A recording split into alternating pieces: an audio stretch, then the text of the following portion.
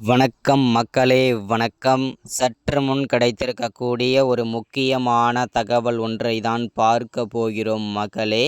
சற்று முன் அதிமுகவின் முக்கியமான வேட்பாளர் காரில் சிக்கிய 135 கோடி சிக்கியிருக்கிறது மக்களே. பறக்கும் படையினர் அதிரடி சோதனை.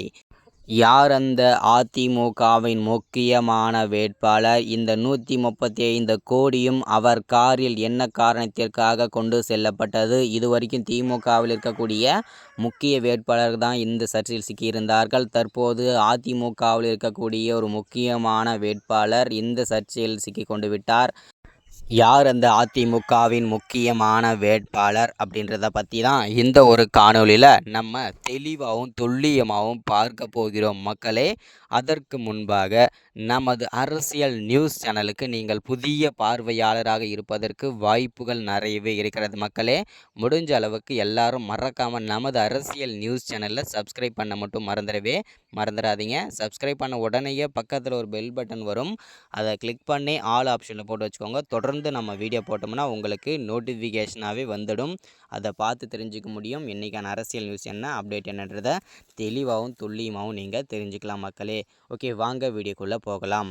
சற்று முன்பு கிடைத்திருக்கக்கூடிய ஒரு முக்கியமான பரபரப்பான சோகமான தகவல் என்ன அப்படின்னு கேட்டிங்கனாக்க, இதுவரைக்கும் திமுகவில் இருக்கக்கூடிய முக்கிய அமைச்சர்கள், மூத்த அமைச்சர்கள் தான் இந்த கருப்பு பணங்களாகட்டும், இல்லை கொள்ளை செய்வதாக இருக்கட்டும், இந்த மாதிரி பல சர்ச்சைகள் சிக்கியது திமுகவின் அமைச்சர்கள் தான். தற்போது முதல் முறையாக அதிமுகவில் இருக்கக்கூடிய ஒரு முக்கியமான அமைச்சர், முக்கியமான வேட்பாளர் வருகின்ற ஏப்ரல் 19ஆம் தேதி நாடாளுமன்ற தேர்தல் இருக்கக்கூடிய இந்த சூழலில் சர்ச்சையில் பெரும் சர்ச்சையில் சிக்கிவிட்டார்.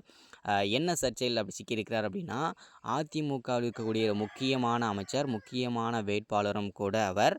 யார் அந்த அதிமுகவின் முக்கிய வேட்பாளர் அப்படின்னு பார்த்தீங்கன்னாக்க, ஜெயக்குமார், அதாவது மீன்வளத்துறையோட அமைச்சராக இருக்கும் ஜெயக்குமார் அவர்கள் தான் தற்போது 135 கோடி அவருடைய காரில் தனது தொகுதியில் வாக்கு சேகரிப்பதற்காக போய்கொண்டிருக்கும் இந்த சூழலில் தற்போது அதிரடியாக அமலாக்கத்துறையும் பறக்கும் படையினரும் காரை மறித்து சோதனை போட்டதில் இந்த 135 கோடி சிக்கியிருக்கிறது மக்களே. அதிரடியாக இந்த 135 கோடியும் முடக்கிவிட்டார்கள் அமலாக்கத்துறையும் பறக்கும் படையினரும்.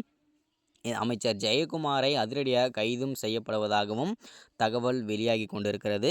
பொறுத்திருந்து பார்க்கலாம் என்ன நடக்குதுன்றதை. இதுதான் இந்த வீடியோவில் உங்களுக்கு நம்ம அப்டேட்டாக கொடுக்கறது. அதிமுகவில் இருக்கக்கூடிய அமைச்சர் ஜெயக்குமார் அவர்கள் தன்னுடைய காரில் 135 கோடி சென்றார். பறக்கும் படையினர் அதிரை கைப்பற்றிவிட்டார்கள். இதுதான் அப்டேட்.